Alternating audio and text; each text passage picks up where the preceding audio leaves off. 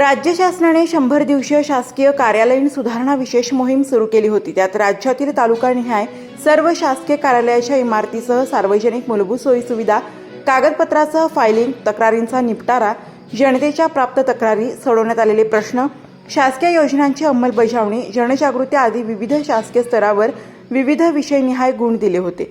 पुणे विभाग अंतर्गत येणाऱ्या पुणे, सातारा, सांगली, कोल्हापूर, सोलापूर या 5 जिल्ह्यातून खेड उपविभागीय कार्यालयाने पुणे विभागातील 40 कार्यालयातून प्रथम क्रमांक मिळवत बाजी मारली।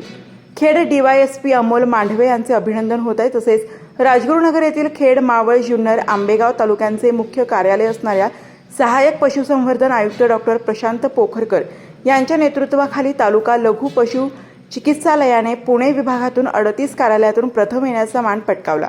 खेड पंचायत समितीच्या तालुक्यातील अंगणवाड्याचा कारभार चालविणाऱ्या महिला बालविकास प्रकल्प कार्यालयामध्ये पुणे विभागातून खेड महिला व बालविकास प्रकल्पाने 3ऱ्या क्रमांकाचा मान प्रकल्प अधिकारी सारिका देशमुख आणि अनिकेत पालकर यांच्या मार्गदर्शनाखाली पटकावला।